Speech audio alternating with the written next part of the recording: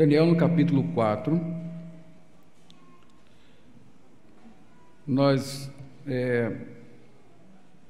neste capítulo nós vamos hoje aprender sobre as consequências de um coração arrogante, como Deus abate a arrogância de um homem para exaltar a si mesmo, para que a glória seja dada somente a Ele, ao nosso Deus, o Altíssimo, que é digno.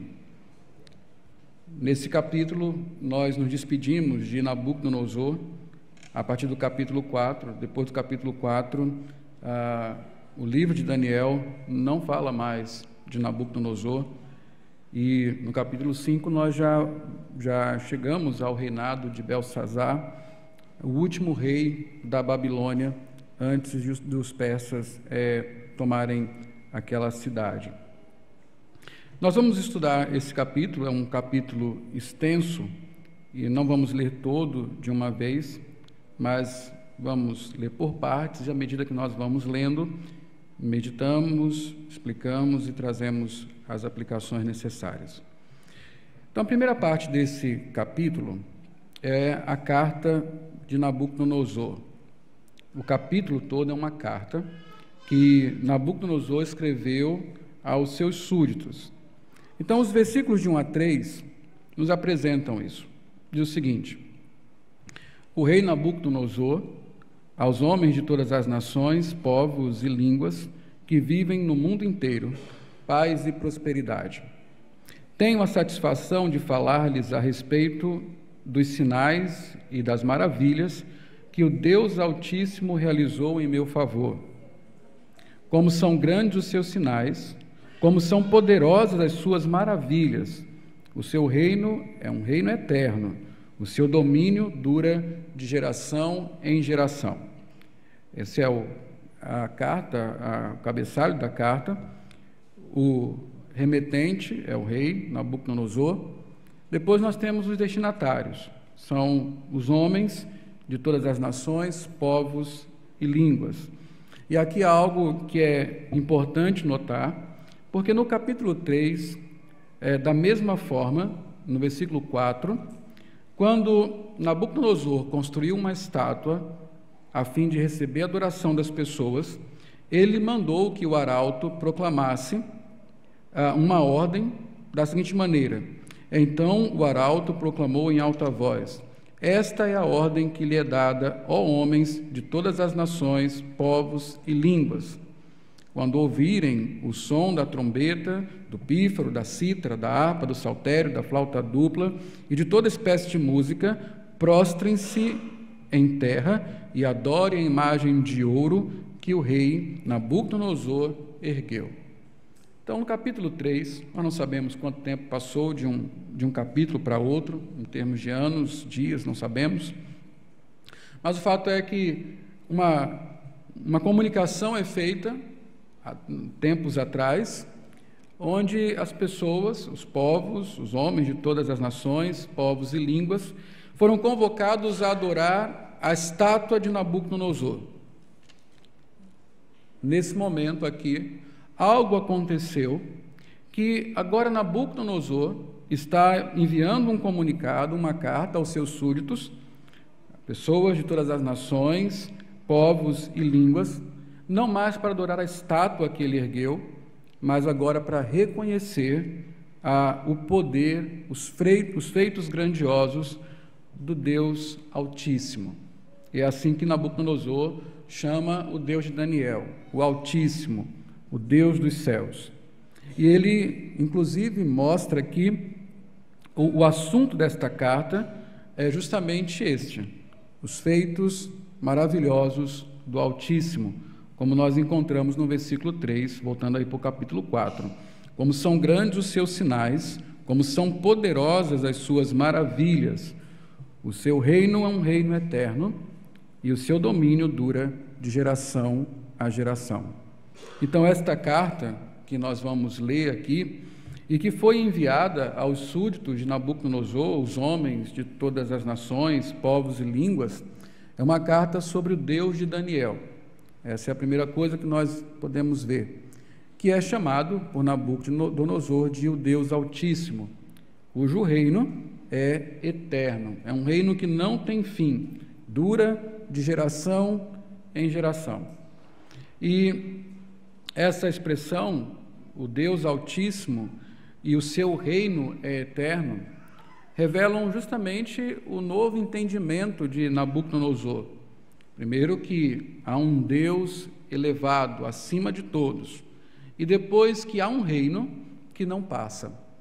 E os 3 capítulos aqui que nós já estudamos, desde o capítulo 1, depois o primeiro sonho de Nabucodonosor no capítulo 2 e o capítulo 3, terminam sempre com essa exaltação a Deus, sempre com esse reconhecimento da grandeza e do poder de Deus, de que Ele é um Deus acima de todos os deuses, o Deus dos céus, o único Deus vivo e verdadeiro. A outra coisa em especial no capítulo 2 que nós vimos é que todos os reinos passam. Todos os reinos eles têm a mesma característica babilônica de querer crescer e dominar tudo, mas no final todos eles passam, todos eles são destruídos. E a sucessão de reinos faz com que um seja mais fraco do que o outro. O único reino que subjugará todos os outros e permanecerá para sempre é o reino de Cristo.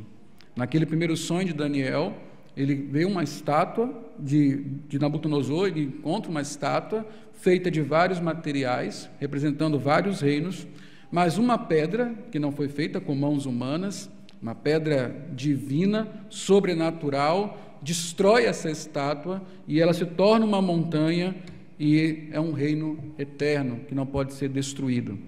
Nabucodonosor, então, nesse momento da sua vida, ele comunica aos seus súditos, todas as línguas, todos os povos, nações, povos e línguas, que há um Deus Altíssimo, cujo reino é eterno.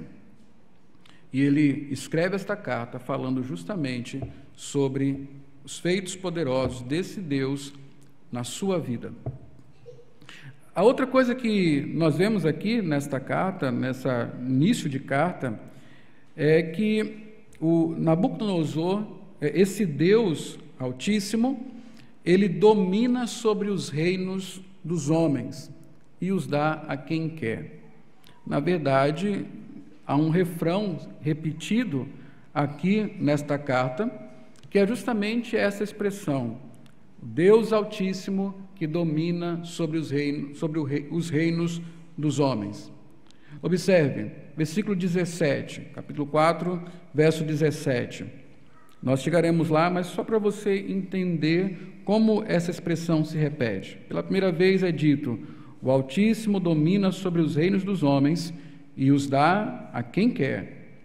Depois, no versículo 25, mais uma vez, lá no final: o Altíssimo domina sobre os reinos dos homens e os dá a quem quer. E, finalmente, no versículo 32, na sua última parte, mais uma vez: o Altíssimo domina sobre os reinos dos homens e os dá a quem quer. Este é o tema da carta. É sobre isso que Nabucodonosor quer falar para os homens do seu reino. É esse tipo de convencimento que ele quer levar à mente dos seus súditos. O Deus que domina sobre os reinos e que os dá a quem quer. Em outras palavras, o Deus absolutamente soberano. O único Rei dos reis, o único Deus dos deuses, o único Deus Altíssimo. É sobre isso que é esta carta. Depois desta... Ao contrário do que acontece no capítulo 3, então, no qual Nabucodonosor convoca os homens de todas as nações, povos e línguas para adorarem a estátua que ele tinha erguido, agora o rei da Babilônia convoca todos os homens de todas as nações, povos e línguas a reconhecerem que o Altíssimo é o soberano, ou seja, que ele é digno de adoração, pois domina sobre os reinos dos homens e os dá a quem quer. Nabucodonosor tem seu pensamento a respeito de si mesmo e do Deus de Daniel transformado. E as circunstâncias narradas nesta carta são a razão desta transformação. E aí nós vemos que a mente de Nabucodonosor mudou. E para entendermos por que mudou, o que provocou essa mudança, só lendo realmente toda a carta. Então, a segunda parte do texto é justamente o conteúdo da carta. O conteúdo da carta fala de um sonho que Nabucodonosor teve, da interpretação desse sonho e da realização desse sonho. São as três partes desta carta. E nós vamos começar então com o sonho que Nabucodonosor teve. Versículos de 4 a 18.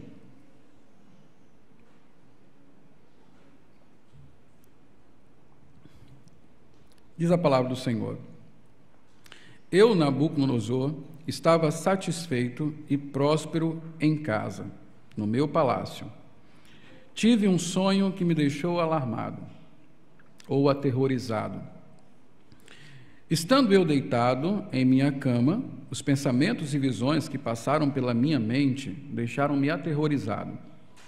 Por isso decretei que todos os sábios da Babilônia fossem trazidos à minha presença para interpretarem o sonho para mim. Quando os magos, os encantadores, os astrólogos ou caldeus, e os adivinhos vieram, contei-lhes o sonho, mas eles não puderam interpretá-lo. Por fim, veio Daniel à minha presença e eu lhe contei o sonho. Ele é chamado Beltsazar, em homenagem ao nome do meu Deus, e o Espírito dos santos deuses está nele.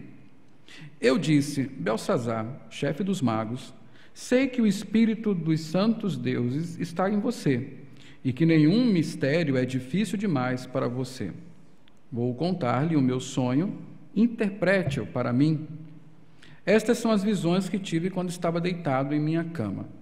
Olhei, e diante de mim estava uma árvore muito alta no meio da terra. A árvore cresceu tanto que a sua copa encostou no céu. Era visível até os confins da terra. Tinha belas folhas, muitos frutos, e nela havia alimento para todos. Debaixo dela, os animais do campo achavam abrigo, e as aves do céu viviam em seus galhos. Todas as criaturas se alimentavam daquela árvore. Nas visões que tive, deitado em minha cama, olhei e vi diante de mim uma sentinela, um anjo, que descia dos céus. E ele gritou em alta voz: derrubem a árvore e cortem seus galhos, arranquem suas folhas e espalhem seus frutos.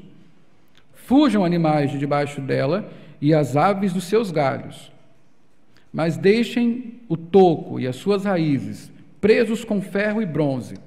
Fique ela no chão, em meio à relva do campo. Ele será molhado com o orvalho do céu, e com os animais comerá a grama da terra. A mente humana lhe será tirada, e ele será como um animal, até que passem 7 tempos. A decisão é anunciada por sentinelas. Os anjos declaram o veredicto, para que todos os que vivem saibam que o Altíssimo domina sobre os reinos dos homens e os dá a quem quer, e põe no poder o mais simples dos homens. Este é o sonho que eu, o rei Nabucodonosor, tive. Agora, Beltsazar, diga-me o significado do sonho, pois nenhum dos sábios do meu reino consegue interpretá-lo para mim, exceto você, pois o Espírito dos santos deuses está em você. Então, diferente do que aconteceu no capítulo 2, que Nabucodonosor teve um sonho, não quis contar o sonho e exigiu que os sábios, além de adivinhar o sonho, também o interpretassem. Agora não, ele convoca seus sábios, conta os sonhos e ainda assim os astrólogos, os caldeus, os encantadores, enfim, todos aqueles sábios da Babilônia não conseguiram interpretar. Então ele lembrou-se de Daniel. Daniel, nessa ocasião, ocupa a posição mais alta entre esses sábios aqui. E Nabucodonosor o convoca com a certeza de que ele pode interpretar o sonho. Logicamente, a sua experiência dizia isso, não apenas por causa de Daniel, mas ele diz que Daniel é capaz de fazer isso por causa do Deus de Daniel, que aqui ele chama de Espírito dos Santos Deuses. Ele sabe que o Deus que conduz Daniel, o Espírito que habita em Daniel, ainda que a sua teologia seja errada, ele sabe que este Deus é o Deus que revela mistérios. Ele aprendeu isso alguns anos antes, quando teve a sua experiência com aquele sonho e Daniel interpretou. Então ele conta o sonho. É um sonho cheio de figuras que na interpretação de Daniel nós vamos compreender. Nós já sabemos porque conhecemos muito bem a história. Mas o que tem para destacar aqui nessa passagem do sonho? Primeiro, há um contraste aí que nós devemos perceber porque é muito importante. Primeiro, Nabucodonosor está satisfeito e próspero em seu palácio. Há uma figura de tranquilidade. Você observa aí o versículo 4, ele começa falando: eu estava satisfeito e próspero em minha casa.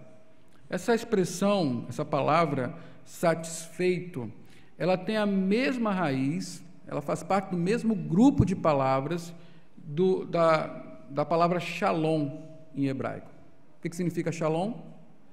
Paz. Na nossa cabeça, paz não tem nada a ver com shalom.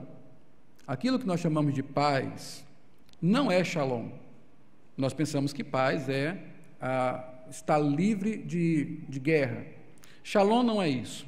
Shalom não é simplesmente paz, a ausência de conflito. Shalom é o equilíbrio de todas as coisas, é a perfeição, é se estar completamente satisfeito. Na verdade, shalom é completude, não há nada faltando, eu estou plenamente satisfeito, eu estou em perfeita paz. Esses dias eu estava ouvindo o rádio e um comentarista de negócios, ele falava sobre o lançamento de um livro, do segundo volume de um livro nessa área de negócios, que é as estratégias do Mar Azul. E os autores desse livro cunharam essa expressão, Mar Azul, como sendo um tipo de shalom empresarial, quando a sua empresa está sem problemas, está perfeita, tudo está se encaixando. Esse é um tipo de shalom. Por exemplo, quando Deus criou o mundo, Ele criou o mundo em um estado de shalom, tudo perfeito, tudo se encaixando, nenhum problema, nada faltando. Nabucodonosor diz que antes desse sonho ele estava em paz, ele estava em shalom, ele gozava de tranquilidade. Ele teve esse sonho, né, e ele fala que eu estava deitado, logicamente, em minha cama, ele devia estar dormindo, mas é esse ambiente de paz e tranquilidade. Mas depois do sonho, é esse o contraste que nós precisamos ver aqui. Depois do sonho, ele está aterrorizado. A sua mente se tornou perturbada e ele nem sabia a interpretação do sonho ainda. O sonho por si só começou a quebrar o shalom de Nabucodonosor, começou a quebrar a sua paz. A sua mente ficou aterrorizada por causa dos sonhos e visões que teve aqui, como nós lemos até o versículo 18. O que precisamos notar aqui é que o sonho que Nabucodonosor teve naquela noite perturbou a sua paz. Antes ele estava em paz, mas agora está aterrorizado. Talvez, eu não sei se já aconteceu com você, mas há momentos na vida que nós estamos vivendo uma bonança tão grande, está tudo tão perfeito, que de repente a gente fica até assustado, com medo daquilo tudo dar errado. E um sonho, uma conversa, uma notícia é suficiente para nos estabilizar. Bom, eu estou tão bem agora, mas essa notícia que deram pode ser que acabe com tudo. E você já começa a ficar perturbado. Esse sonho funcionou como esse despertar para Nabucodonosor, que apesar de a sua paz ser real, naquele momento, ela não era para sempre. Ela não era sólida. Ela necessariamente não se manteria eternamente. Alguma coisa poderia perturbar essa paz. Então ele fica perturbado. A palavra para aterrorizado aqui é uma palavra que fala de ansiedade a respeito do futuro. Ele se tornou extremamente ansioso sobre o que iria acontecer. A sua preocupação foi a um alto nível a respeito do que poderia acontecer com a sua vida. Ele está tão ansioso com esse sonho que ele convoca todos os seus magos e depois convoca Daniel a fim de saber, afinal de contas, o que irá acontecer comigo. O que significa este sonho? Então, temos a segunda parte da carta, que é a interpretação do sonho por Daniel, versículos 19 a 27.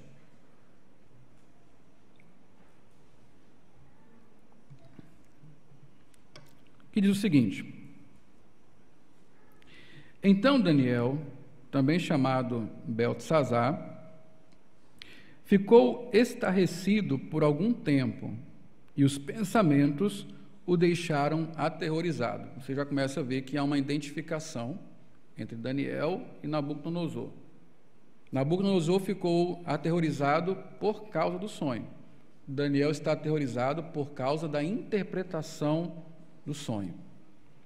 Então o rei disse, observe que essa perturbação, esse terror que o sonho causou em Daniel, ficou exteriorizado. O rei percebeu isso. Então o rei disse, Beltesazar, não deixe que o sonho e a sua interpretação o assuste. Beltesazar respondeu, meu senhor, quem dera o sonho só se aplicasse aos teus inimigos e o seu significado somente aos seus adversários. A árvore que viste, que cresceu e ficou enorme, cuja copa encostava no céu, visível em toda a terra, com belas folhas e muitos frutos, na qual havia alimento para todos, abrigo para os animais do campo e morada para as aves do céu nos seus galhos, essa árvore, ó rei, és tu. Tu te tornaste grande e poderoso, pois a tua grandeza cresceu até alcançar o céu, e o teu domínio se estende até os confins da terra. E tu, ó rei, viste também uma sentinela, o anjo que descia do céu e dizia, derrubem a árvore e destruam-na, mas deixem o toco e as suas raízes, presos com ferro e bronze, fique ele no chão, em meio à relva do campo. Ele será molhado com o orvalho do céu e viverá com os animais selvagens, até que se passem 7 tempos. Esta é a interpretação, ó rei, e este é o decreto que o Altíssimo emitiu contra o rei, meu senhor. Tu serás expulso do meio dos homens, e viverás com os animais selvagens, comerás capim como os bois, e te molharás com o orvalho do céu. Passarão 7 tempos, até que admitas que o Altíssimo domina sobre os reinos dos homens e os dá a quem quer.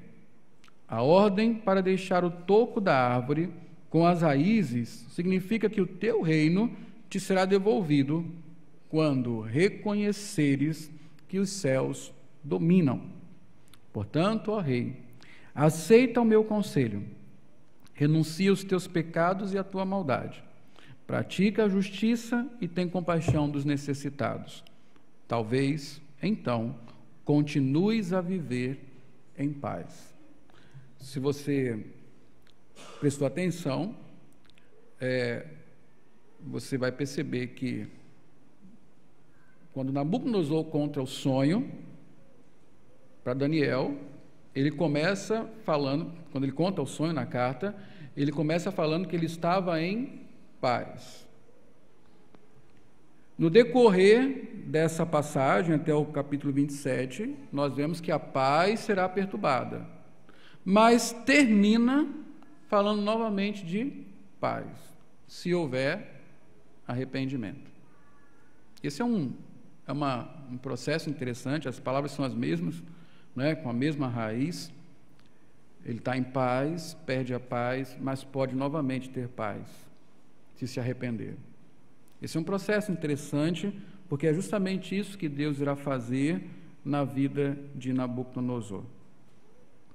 O sonho, então, ele é realmente aterrorizador.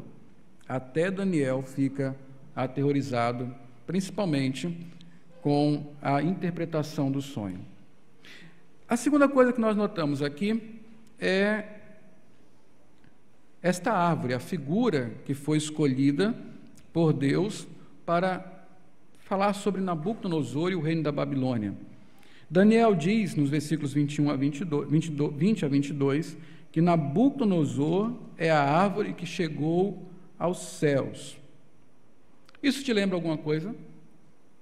A Babilônia começa onde? Quando nós começamos aqui, alguns domingos, começa onde a Babilônia? Babel, com Nimrod. O que Nimrod queria? Construir uma torre que chegasse aos céus e o seu nome se tornasse Cérebre. Isso foi há 2.000 e tantos anos, 2.500 anos antes de Cristo. Agora nós estamos em 600 ou 500 e alguma coisa antes de Cristo. Muito tempo se passou, mas finalmente a Babilônia atingiu seu objetivo. Ela se tornou tão grande que encostou nos céus. Dizem que um dos objetivos da Torre de Babel era servir como ponto de referência, para que os povos não fossem dispersos. Então você se afastaria, mas quando quisesse voltar, você procuraria a torre e então se concentraria de novo naquele lugar, naquele ponto de referência. Isso justamente desobedecendo a ordem do Senhor do encher a terra, do espalhar-se pela terra. Esse reino que é rebelde. Mas finalmente a Babilônia, ela consegue atingir o seu propósito, se tornar tão alta quanto a ponto de encostar nos céus. E foi Nabucodonosor que realizou isso. Ele se tornou uma grande árvore que podia ser vista das extremidades da terra, e é por isso que o tempo todo ele está falando, ele está se comunicando com os povos, com os homens de todos os povos, nações e línguas, porque o seu reino se tornou um reino quase que universal, um reino global, de tão grande que era, um domínio vasto, poderoso sobre toda a terra. Foi assim que se tornou a Babilônia e o reinado de Nabucodonosor. Mas o sonho não termina aí. O sonho também diz que Deus iria derrubar essa árvore. O sonho diz que esse reino se tornou grande e poderoso, e nós sabemos pela leitura dos outros capítulos que quem fez isso foi o próprio Deus, que levantou Nabucodonosor e deu a ele todo esse domínio, e esse próprio Deus agora irá derrubar esta árvore. Não obstante o seu poder, quem poderia livrar Nabucodonosor das mãos de Deus? Isso aqui é interessante. O sonho é uma sentença judicial de Deus contra Nabucodonosor. E por que Deus sentenciou Nabucodonosor dessa forma? Porque Nabucodonosor se negou a adorar o verdadeiro Deus. Não é isso? Nabucodonosor está o tempo todo se exaltando como Deus, se colocando no lugar de Deus, construiu uma estátua de si mesmo para ser adorado, ao invés de reconhecer Deus como o único Deus. Apesar de ter sido instruído tantas vezes, ele continua rebelde contra o Senhor nesse desejo de ser como Deus. Desejo que esteve no coração de Satanás, desejo que esteve no coração de Adão, desejo que também está em nosso coração. Nós não podemos achar que Nabucodonosor é único nesta cobiça. Mas, sabe por que isso aqui é interessante? Porque lá no capítulo 3, no verso 15, quando nós estudamos esse capítulo, nós vimos que Nabucodonosor ameaçou Sadraque, Mesaque, Abednego, Ananias, Misael e Azarias, com a fornalha de fogo, caso eles não adorassem a estátua que ele erigiu, a estátua que ele construiu. E ele falou assim para aqueles jovens: vocês vão me adorar, porque senão isso vai ficar ruim para vocês, eu irei punir vocês, não é? E ele termina dizendo assim, e que Deus pode livrá-lo das minhas mãos. Foi essa pergunta que nós respondemos na semana passada, que Deus pode livrar o justo. Então, no capítulo 3, nós aprendemos que Deus é quem livra o justo. É Deus que está na fornalha de fogo com o justo.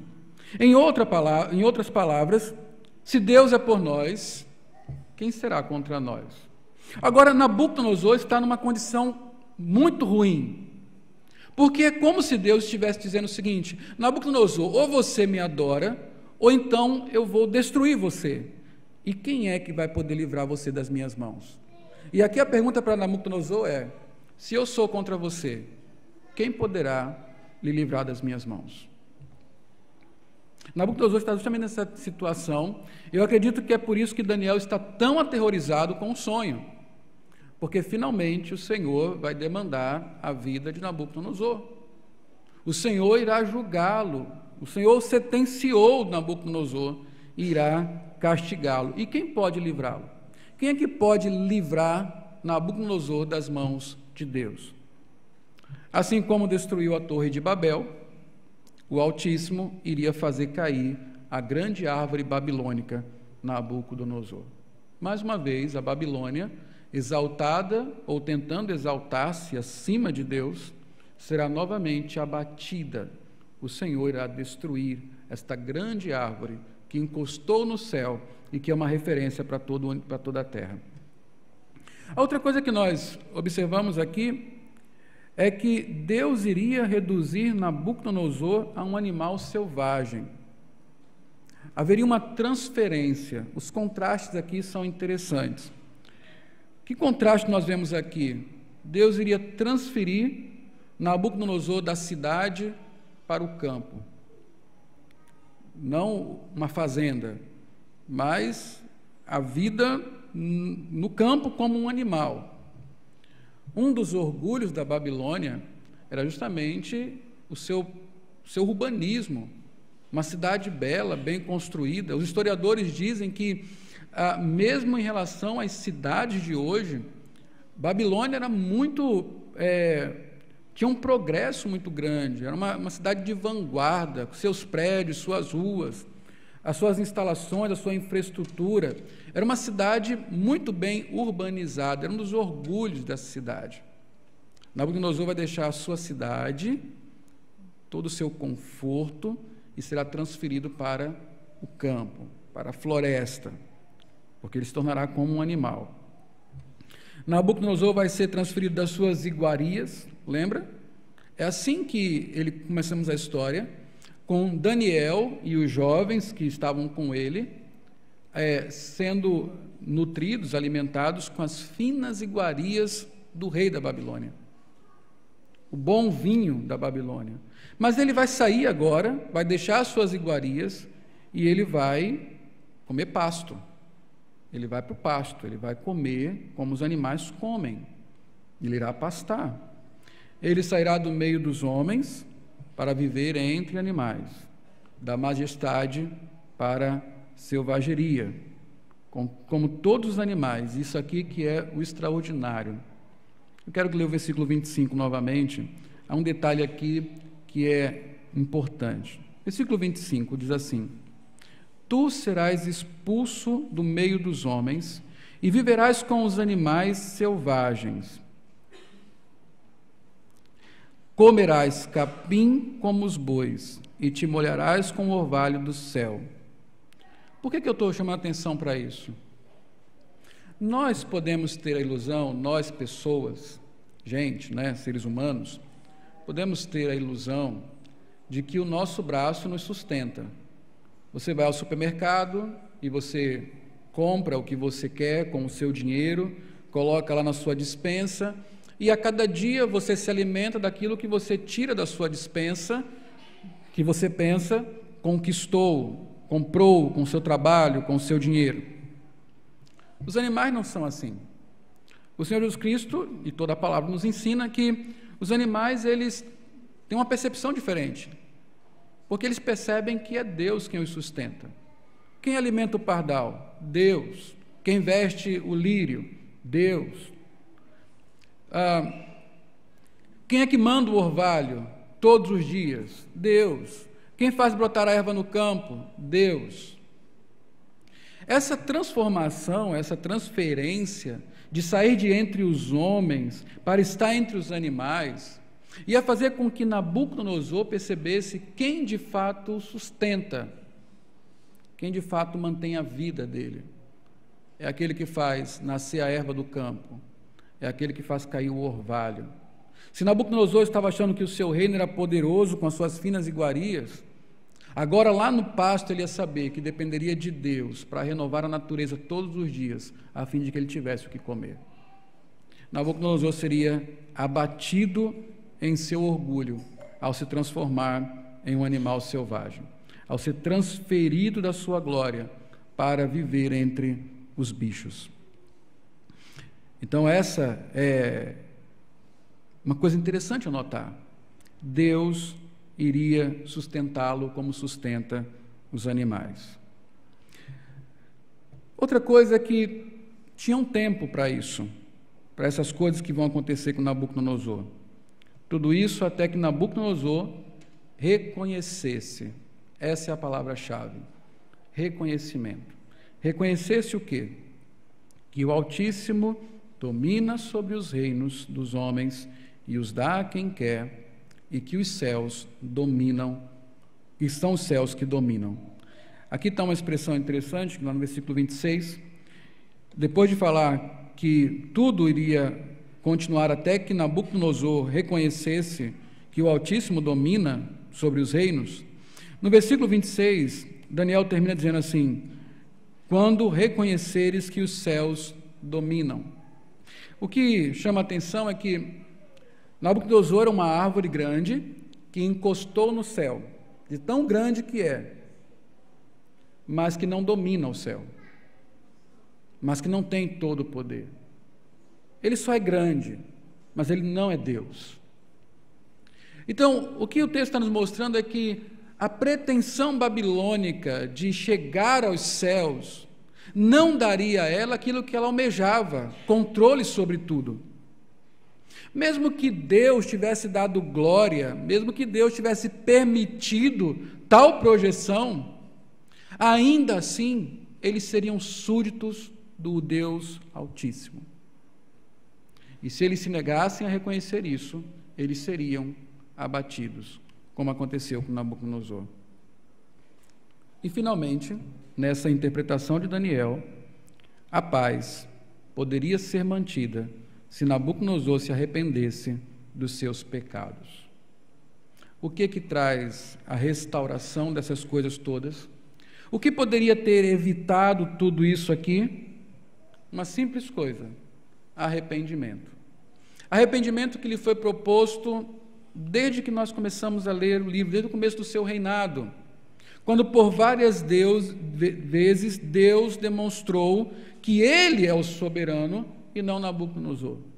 E ainda que Nabucodonosor tivesse aqui alguns reconhecimentos, ele não se convenceu definitivamente de que somente Deus é o soberano de todo o universo. Ele se manteve rebelde. Caso se arrependesse, toda essa situação poderia ter sido evitada. Aqui nós observamos um ciclo de paz que é perturbada pelo sonho de Nabucodonosor e que pode voltar somente se houver arrependimento e o reconhecimento da soberania de Deus. Nabucodonosor não sabia, mas paz e satisfação estavam nas mãos do Altíssimo. Isso é importante. Paz e satisfação estão nas mãos do Altíssimo. Essa é a lição que Nabucodonosor precisa aprender. O soberano não apenas domina o reino dos homens, mas também domina as suas mentes. Foi assim que Deus abateu o orgulho de Nabucodonosor, perturbando a sua mente e reduzindo-o a um animal selvagem. Sabe como é que Deus derrota a Babilônia? Sabe como é que Deus abate Nabucodonosor? A princípio, ou pelo menos não nesse momento, Ele não envia um exército mais poderoso, ele não levanta um povo mais forte, ele não manda peste, não manda fome, não empobrece aquele reino, nada disso, como Deus costumeiramente faz. Deus cria um inimigo na cabeça de Nabucodonosor, a sua própria mente. A mente daquele homem não funciona mais corretamente. Há um problema nos seus pensamentos agora, que o impedirá de ser aquilo que ele pensa que é, e o reduzirá àquilo que de fato ele é: pó. Simplesmente pó. Deus foi na mente de Nabucodonosor e o reduziu a um animal, coisa que ninguém poderia fazer. Não haveria imperador, reino, exército no mundo que fizesse Nabucodonosor humilhar-se a tal ponto. Ele preferia morrer a fazer isso. Mas agora Deus o abate, tocando na sua mente e fazendo-o pensar como um animal. Ele se retira e vai pastar. É isso que vai acontecer aqui na terceira parte, que é o cumprimento do sonho, versículos 28 a 37.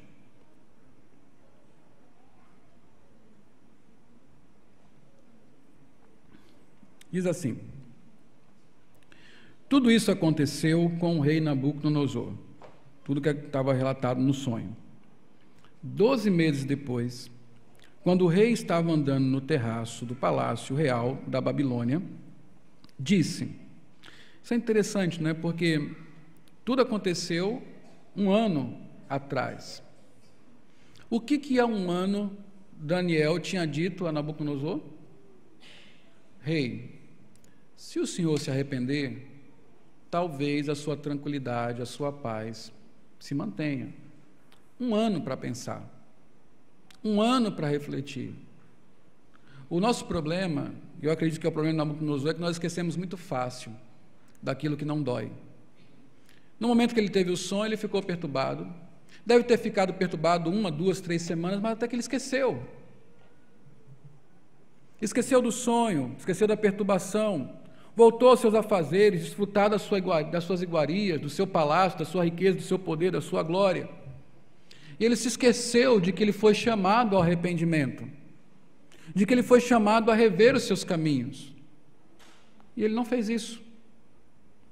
Olha o que acontece aqui. E Nabucodonosor é muito sincero naquilo que ele está contando.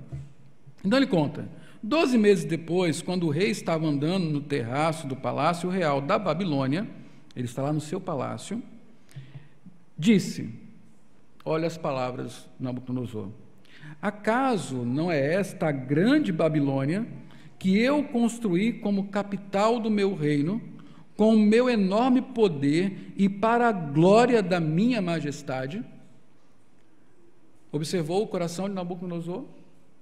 Ele está no seu palácio, no terraço do seu palácio, ele está olhando a Babilônia de cima, ele está vendo tudo que ele construiu. Os registros arqueológicos dizem que, de frente para o terraço do palácio de Nabucodonosor, havia uma pirâmide que ele havia construído, um zigurate, muito alto, que seria uma imitação daquilo que era a Torre de Babel. E era um monumento extraordinário, justamente para provocar a admiração. Alguns estudiosos acreditam que justamente quando Nabucodonosor vai ao terraço e olha a Babilônia, um dos principais prédios a serem contemplados era justamente esse zigurate. Eu fico imaginando que Nabucodonosor encontrou no seu coração a satisfação de Nimrod. Finalmente eu fiz o que nenhum outro antepassado meu conseguiu fazer. Nem Nimrod, nem nenhum outro. Eu estou aqui contemplando a grande cidade que eu construí, a representação do meu reino, que com o meu poder eu fiz para a minha própria glória. Ele continua dizendo: as palavras ainda estavam nos meus lábios, quando veio do céu uma voz que disse: é isto que está decretado quanto a você, rei Nabucodonosor. Sua autoridade real lhe foi tirada.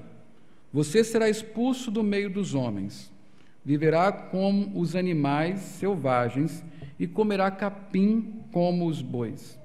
Passarão 7 tempos, até que admita que o Altíssimo domina sobre os reinos dos homens e os dá a quem quer. A sentença sobre Nabucodonosor cumpriu-se imediatamente. Ele foi expulso do meio dos homens e passou a comer capim como os bois. Seu corpo molhou-se com o orvalho do céu, até que seus cabelos e pelos cresceram como as penas das águias, observem isso, e as suas unhas como as garras das aves. Ao fim daquele período, eu, Nabucodonosor, levantei os olhos ao céu e percebi que o meu entendimento tinha voltado. Então louvei o Altíssimo, honrei e glorifiquei aquele que vive para sempre. O seu domínio é um domínio eterno, o seu reino dura de geração em geração. Todos os povos da terra são como nada diante dele. Ele age como lhe agrada, com os exércitos dos céus e com os habitantes da terra. Ninguém é capaz de resistir à sua mão e dizer-lhe: o que fizeste? Naquele momento, voltou-me o entendimento e eu recuperei a honra, a majestade e a glória do meu reino. Meus conselheiros e os nobres me procuraram, meu trono me foi restaurado e minha grandeza veio a ser ainda maior. Agora eu, Nabucodonosor, louvo, exalto, glorifico o Rei dos céus, porque tudo o que ele faz é certo e todos os seus caminhos são justos, e ele tem o poder para humilhar aqueles que vivem com arrogância. Então, nessa última parte, o que precisa de destaque aqui é a arrogância de Nabucodonosor.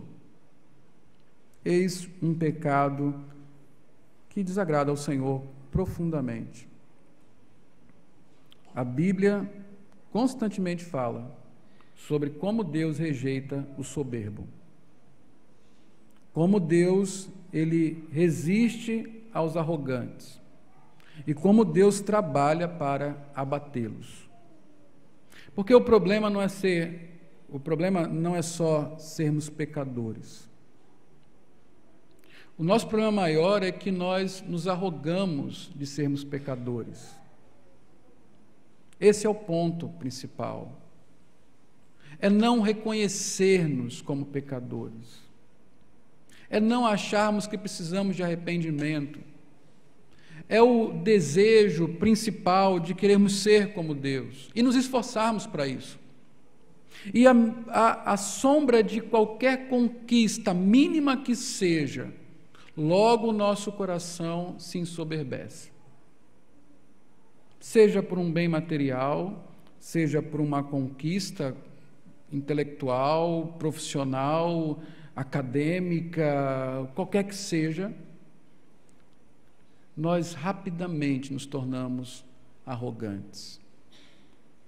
Eu acredito piamente naquilo que o meu pastor falava, nós somos orgulhosos, às vezes estamos humildes. Assim, Nabucodonosor, ele não controlou a sua arrogância, pelo contrário, deu vazão a ela.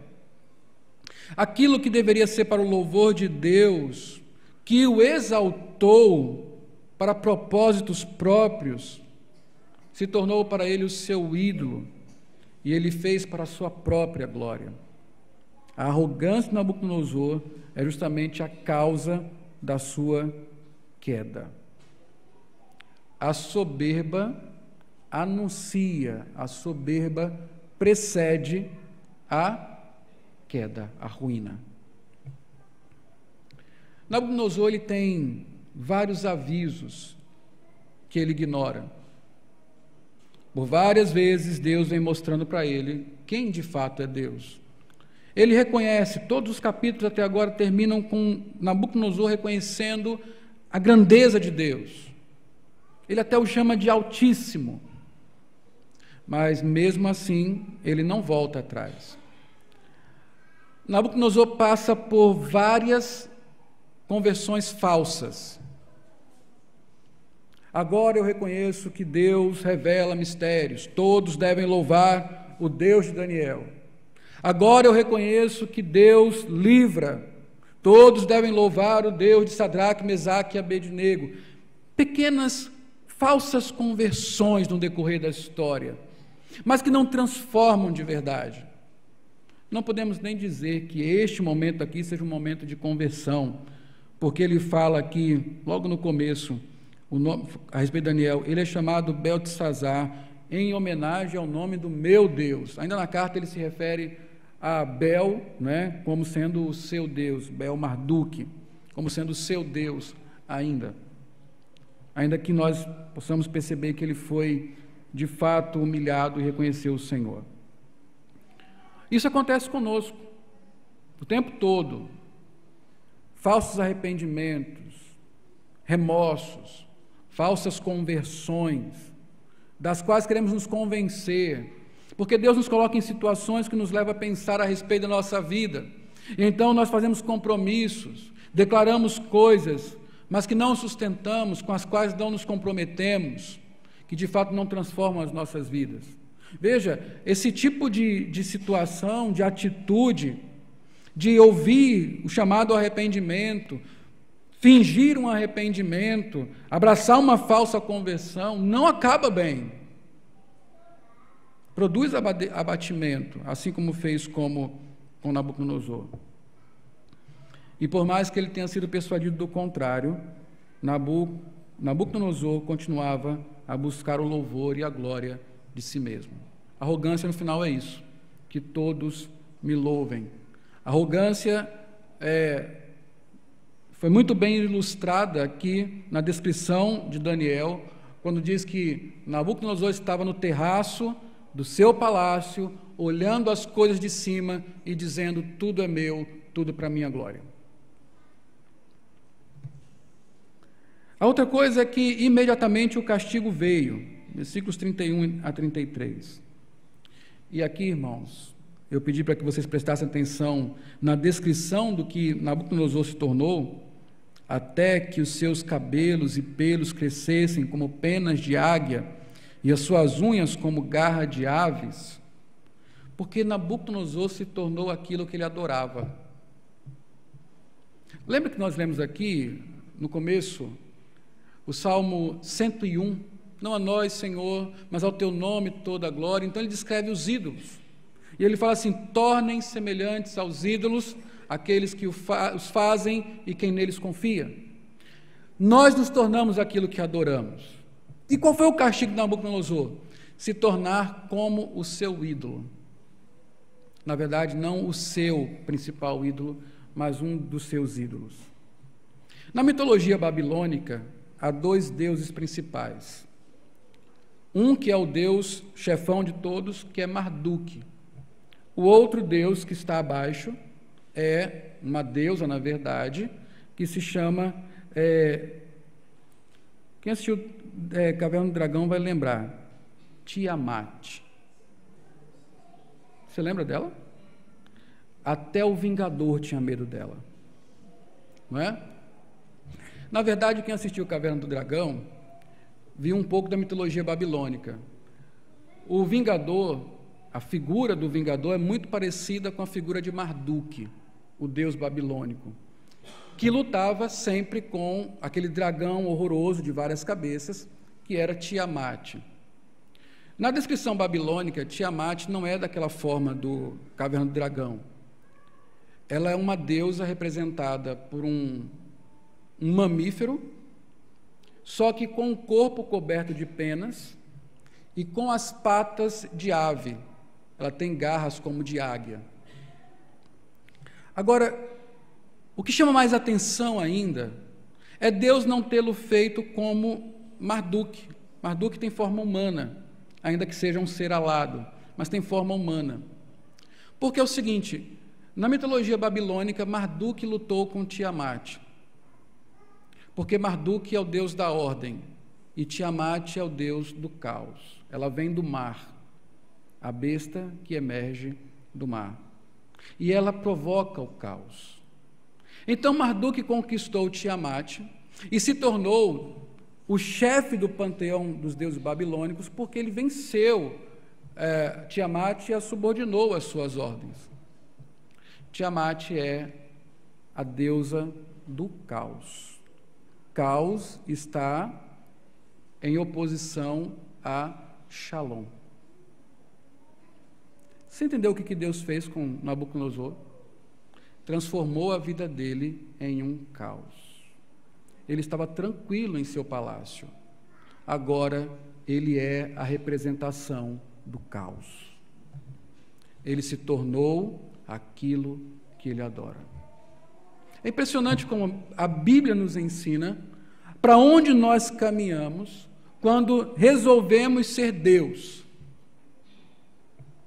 Quando nós queremos ser Deus.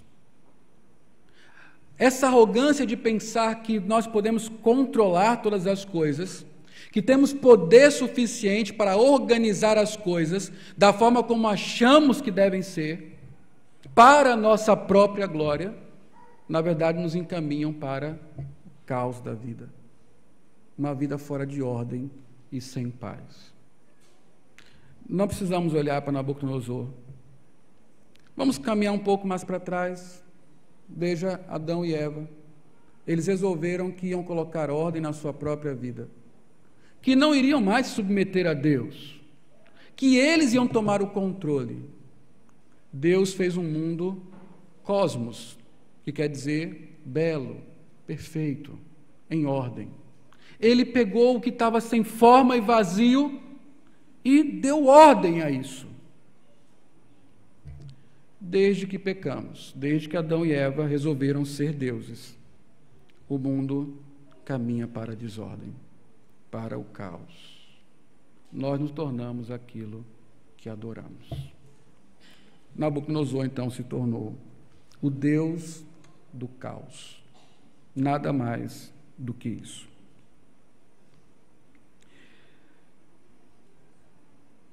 Finalmente, depois disso tudo, Nabucodonosor reconhece que somente Deus é soberano.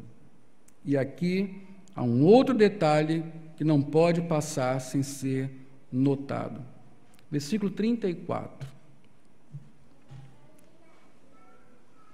Olha como as coisas acontecem. Olha como a Bíblia é por isso que a Bíblia não tem figura. Se você lê a Bíblia, você vê as coisas. A tela se mostra na sua frente. Vê. Ao fim daquele período, versículo 34, eu, Nabucodonosor, o que diz aí? Vamos falar todos juntos? Levantei os olhos aos céus. Isso te diz alguma coisa? Quando Nabucodonosor foi atingido pelo juízo de Deus, ele estava no terraço do seu palácio, olhando para baixo as suas grandes conquistas. Quando todo o processo acaba, Nabucodonosor está levantando os olhos para os céus. Ele está na posição de inferioridade, olhando para o Altíssimo. Olhando para o Altíssimo. Eu levantei os olhos aos céus. Percebi que meu entendimento tinha voltado. Meu entendimento voltou. Então louvei o Altíssimo, honrei e glorifiquei aquele que vive para sempre. O seu domínio é um domínio eterno e o seu reino dura de geração em geração. Deus levou Nabucodonosor ao caos para finalmente trazê-lo de volta, vendo as coisas como elas são de fato. Nós somos pó e Deus é o Altíssimo. Só o reino dele não passa. Só ele é soberano. Eu, por muito pouco, não sou um animal. O Senhor restaurou então Nabucodonosor. Então, dessa restauração, não há maneira mais gloriosa de sair da história senão como esta, reconhecendo quem é Deus de fato. É engraçado que as histórias, você já leu o livro dos reis? E aí quando você lê a história de um rei, conta-se ali os fatos principais, e no final fala assim, sobre os feitos de fulano de tal, estão registrados no livro tal, tal e tal, não é?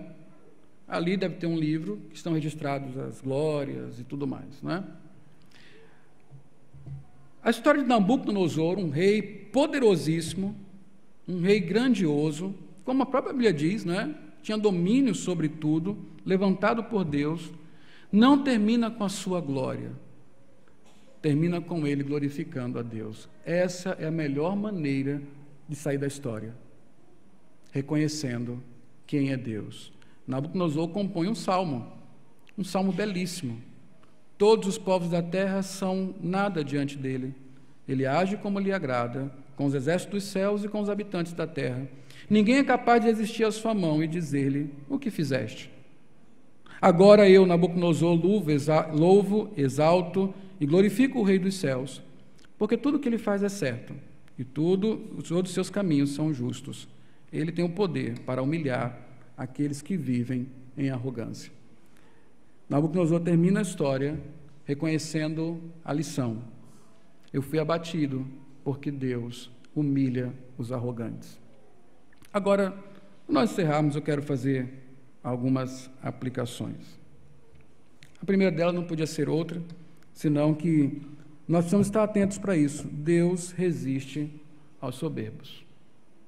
Eu queria que você abrisse a Bíblia no Salmo 101, verso 5.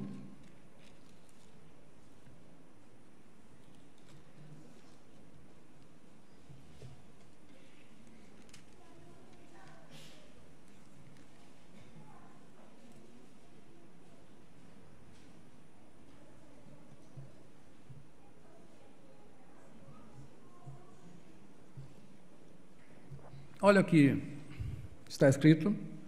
É só um dos textos que a Bíblia fala sobre a posição de Deus a respeito dos arrogantes.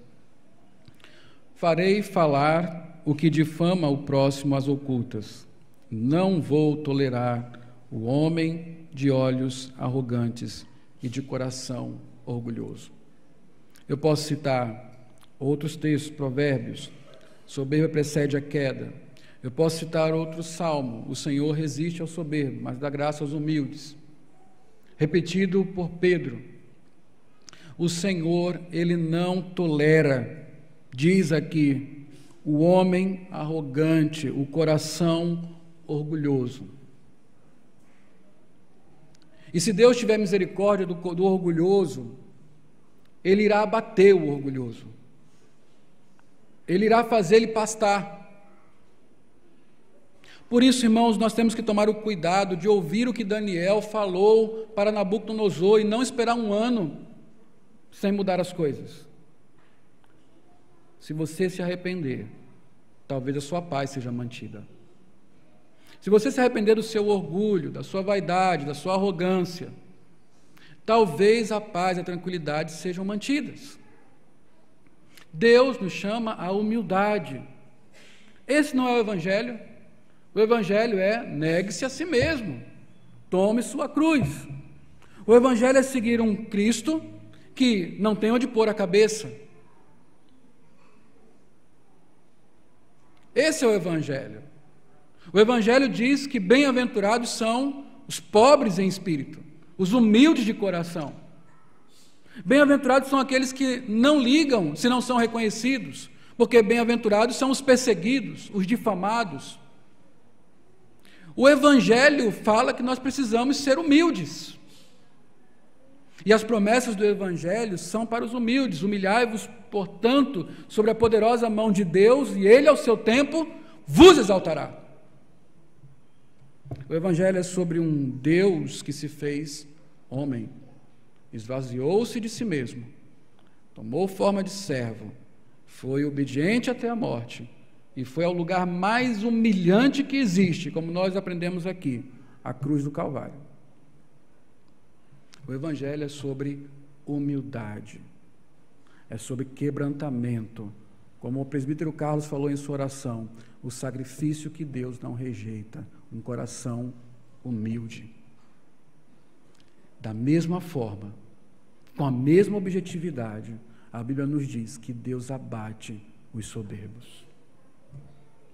E a história nos mostra que é assim. A não ser que você não acredite na história de Nabucodonosor. Mas é assim que aconteceu. Deus abate os humildes. Portanto, Deus resiste ao soberbo. É uma verdade que nós não podemos esquecer.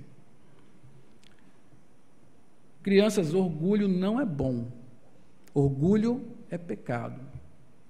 Sabe como é que o orgulho se manifesta no coraçãozinho de vocês?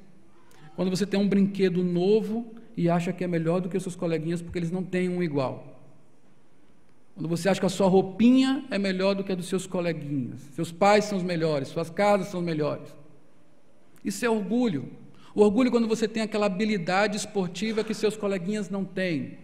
Você é bom na pimbarra, no basquete, no elástico, não sei lá em quê. E você começa a fazer grupinhos só dos que são bons e rejeita os outros. Isso é o orgulho. É o mesmo orgulho de Nabucodonosor, que ocupou o coração dele. Só que ele era um adulto e tinha outras imaginações. Mas esse mesmo orgulho foi o que trouxe a ruína de Nabucodonosor.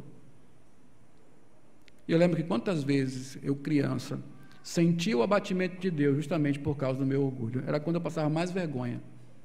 Era Deus falando assim, ó, psst, não é? Então, crianças, vocês precisam ter cuidado com o orgulho, porque orgulho é pecado, e Deus não tolera o orgulhoso. Deus não dá graça aos soberbos. Aqui é uma coisa importante, nessa terceira aplicação, é importante vencer a cobiça babilônica de querer ser maior que Deus. É importante isso. Mesmo que atinjamos o céu, os céus sempre dominarão e precisamos reconhecer isso. Assim como fez com Nabucodonosor, Deus nos permite ir longe. Deus nos permite realizar grandes coisas. Deus nos chama até para grandes coisas. Há irmãos nossos que estão no topo do mundo, fazendo coisas extraordinárias. E mesmo aqueles que estão no topo no mundo, estão liderando suas igrejas, estão sendo bem-sucedidos em suas famílias, estão alcançando lugares altos no trabalho, na vida acadêmica e assim por diante. E nós muitas vezes pensamos que o meu braço, o meu poder, a minha majestade conquistou todas essas coisas e é para a minha própria glória. Quantas vezes você não se senta no terraço do seu orgulho e contempla tudo que você fez e diz, olha como eu sou massa, que cara eu sou, olha que capacidade eu tenho, ninguém faria isso. Irmãos, há dois caminhos para o sucesso. Há aquele sucesso que Deus nos permite ter justamente para a glória dEle, para mostrar ao mundo. Daniel exemplifica isso. Daniel e seus amigos são jovens judeus que na Babilônia, sem se contaminar com a Babilônia, têm sucesso. O que nos faz entender que nós podemos ter sucesso na Babilônia sem nos tornarmos babilônicos. Eles vão lá e glorificam a Deus com o sucesso. Mas há outro tipo de sucesso que Deus nos permite ter, que na verdade não é uma bênção, na verdade é um juízo. Quanto mais alto Nabucodonosor se tornava, mais distante de Deus e da percepção de que Deus é o único Deus, ele estava. Muitas vezes nós caminhamos num caminho de sucesso, de grandes realizações, e isso não é uma bênção. Isso, na verdade, é o que está nos colocando em juízo de Deus. Porque é justamente todo esse sucesso, toda essa realização, é esse topo que nós atingimos que nos afasta do Senhor. Estamos no topo dos céus, encostamos no céu e não conseguimos ver Deus. Esse segundo tipo de sucesso, ele vai ser tratado com uma queda, se Deus tiver misericórdia de nós. E nesse ponto é importante entender uma coisa: a bênção da humilhação. Ninguém quer ser humilhado. Ninguém quer ser humilhado. Ninguém quer mudar o padrão de vida porque acha que isso é humilhação. Ninguém quer retroceder alguns passos porque acha que isso é humilhação. Ninguém quer sair da posição que está, senão para ir para uma mais alta, porque acha que isso é uma humilhação. Queridos irmãos, ser humilhado é uma bênção. Se Nabucodonosor não tivesse sido humilhado, ele jamais teria reconhecido quem é Deus. Se ele não tivesse caído da forma como caiu, ele jamais teria reconhecido quem é Deus. Essa carta que nós lemos não teria sido escrita. E se fosse escrita, seria para louvor dele mesmo. Irmãos, muitas vezes nós estamos tão longe em nosso sucesso que nós precisamos clamar ao Senhor que Ele nos humilhe. Muitas vezes nós estamos tão cheios de nós mesmos e percebemos isso, que nós precisamos clamar ao Senhor que Ele nos humilhe. Há tantas vezes que as histórias que nós contamos começam todas elas com eu.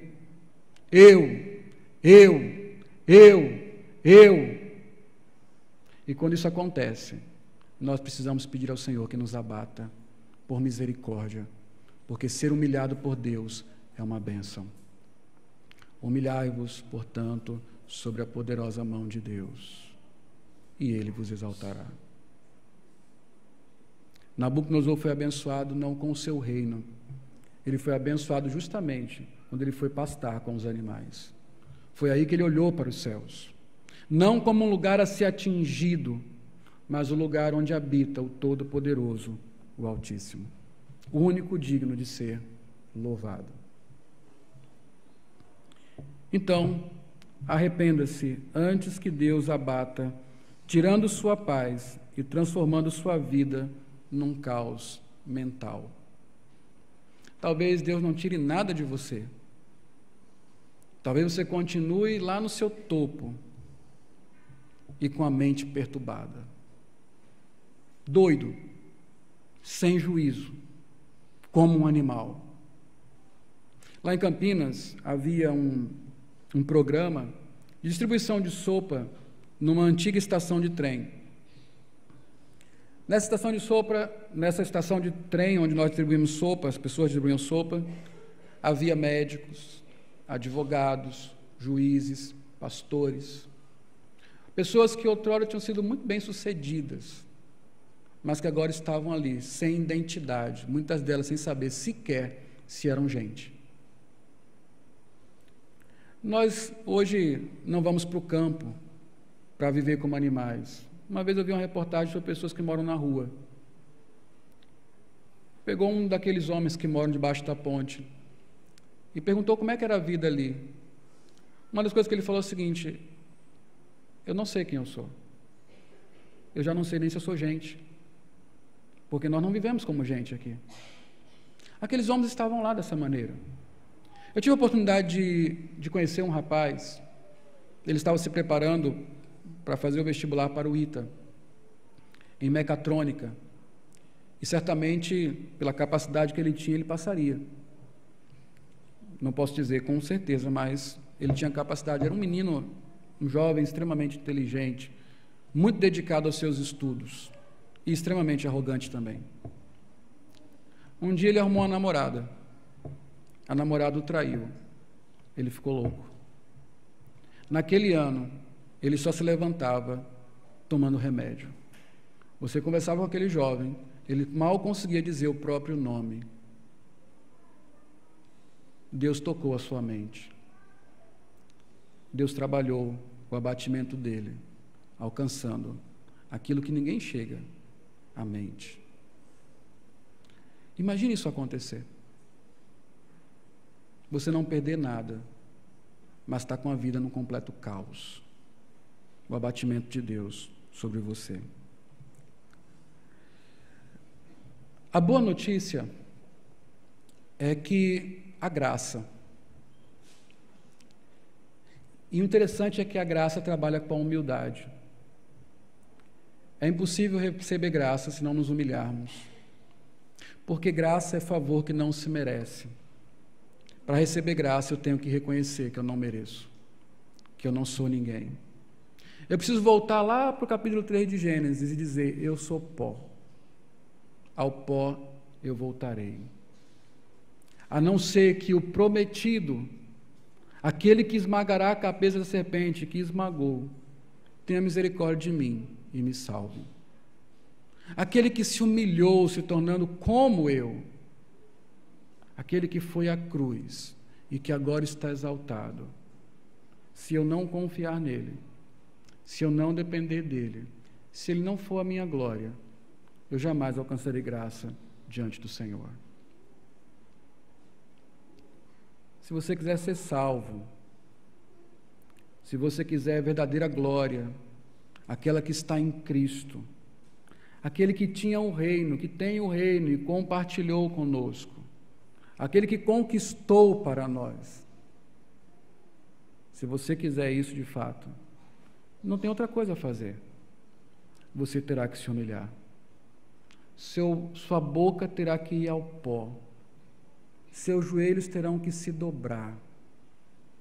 Você terá que se curvar diante do Senhor, quebrar a sua cerviz e clamar: Senhor, tenha misericórdia de mim.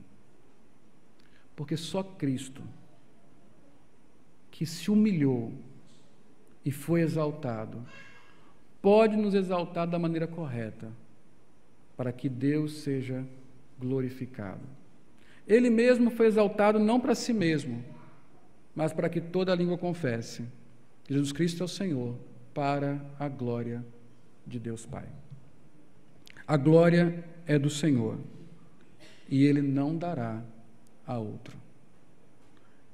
Aqueles que tentaram roubar a sua glória foram abatidos e serão abatidos. A glória, portanto, é para os humildes. Se você quer um reino, há um reino que nos é oferecido. Você não precisa conquistá-lo. Você só tem que se humilhar debaixo da mão de Deus, e Ele o exaltará. Que Deus nos abençoe. Amém. Oremos ao Senhor. Ó Deus, Pai bondoso, Deus grandioso, altíssimo, soberano dos céus e da terra, eterno, único Deus vivo e verdadeiro, debaixo de quem está todo o domínio. Ó Deus, nós precisamos nos humilhar em Tua presença. Nós precisamos reconhecer que só o Senhor é Deus. E nós clamamos ao Senhor: abate-nos, ó Deus, em nosso orgulho. Essa é a tendência de todo homem desde a queda: arrogar-se como Deus, acreditar realmente que o poder e o domínio são nossos, de que a vida é sobre a nossa própria glória. Mas, ó Deus, esta é uma mentira terrível que nós acreditamos, que contamos para nós mesmos e nos enganamos, ó Pai. A Tua palavra nos diz que nós somos pó. E é isso que somos de fato. Somos dignos novamente quando Cristo nos alcança, quando finalmente nós conhecemos a graça que nos mostra que somos incapazes, que não temos recursos, que não temos forças, que somos de fato mortos. E a não ser que o Senhor nos restaure, que o Senhor nos eleve a lugares celestiais em Cristo, nós continuaremos assim, nos alimentando deste mundo, ó Pai, da vileza deste mundo. E ainda assim, por causa desse espírito babilônico que opera neste mundo, acreditando que somos deuses. Não deixa, Deus, que aquelas conquistas que o Senhor mesmo nos permitiu ter, realizar, nos roubem do Senhor, ó Deus. Nem nos tentem a roubar a glória que é Tua somente. Não nos deixe cair na tentação de irmos ao terraço da vida para contemplar os nossos grandes feitos como se fossem nossos realmente.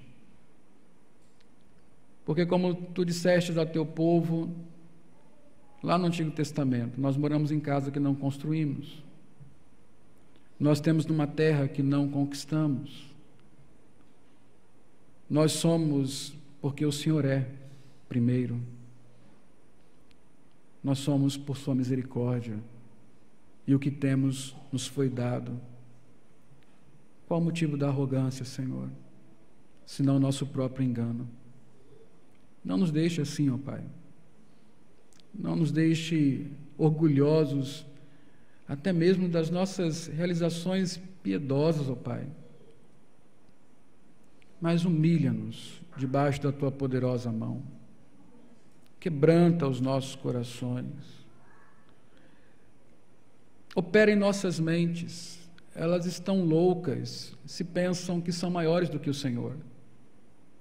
O entendimento verdadeiro, real, correto, é quando nós olhamos para o alto, para o lugar onde habita o único Deus vivo e verdadeiro, o Altíssimo Senhor, o soberano de toda a terra. Perdoa-nos, ó Pai, por nossa arrogância. Perdoa pelo coração duro que muitas vezes preservamos. Abate-nos, Senhor, para que nós diminuamos e Cristo cresça, para que usufruamos da Tua graça, que é para os humildes, para que sejamos bem-aventurados, e que, se o Senhor, ó Deus, no Teu propósito, nos elevar a lugares altos neste mundo, que a Tua glória se manifeste e não a nossa. Obrigado pela humilhação de Cristo. Obrigado porque Ele não se apegou ao que Ele é realmente, Deus, mas esvaziou-se de sua glória e, entregando-se à cruz, veio salvar homens arrogantes como eu e os meus irmãos, para que não mais vivamos para nós mesmos, mas humilhados, negando-nos a nós mesmos, vivamos para Ele, autor e consumador da fé, a quem se deve toda a honra e toda a glória. Exaltado seja o nome do Senhor, em nome de Cristo Jesus. Amém.